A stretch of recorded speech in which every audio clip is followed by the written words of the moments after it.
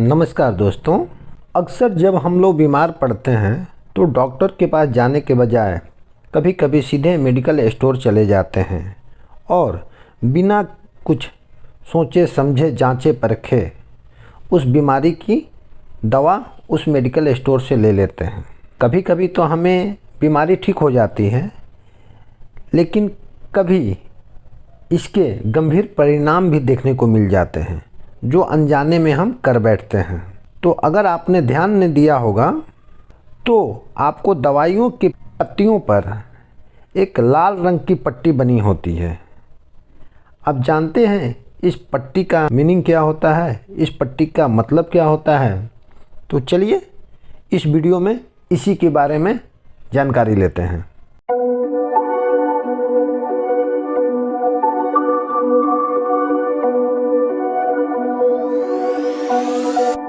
दोस्तों, जब भी हम कोई दवाई लेते हैं तो दवाइयों के पत्तों पर एक लाल रंग की पट्टी बनी होती है।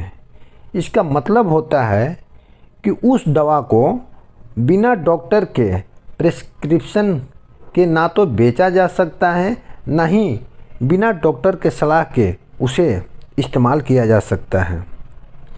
ऐसा ज़्यादातर एंटीबायोटिक दवाओं में किया जाता है, ताकि एंटीबायोटिक दवाओं के नुकसान भी ज़्यादा होते हैं।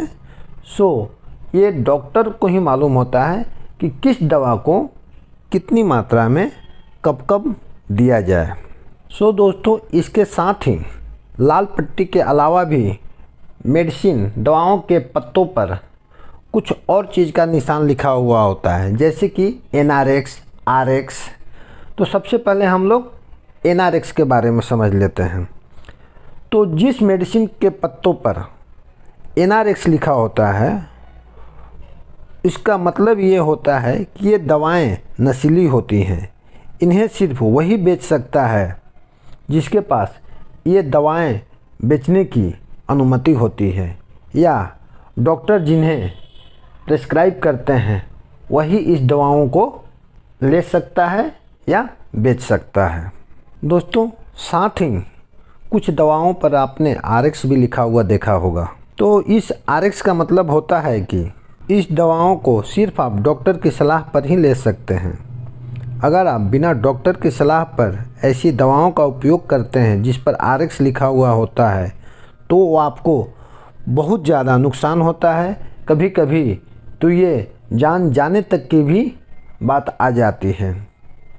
इसलिए दोस्तों, कभी भी आप मेडिसिन खरीदें तो डायरेक्ट मेडिकल स्टोर से उसे नहीं खरीदें।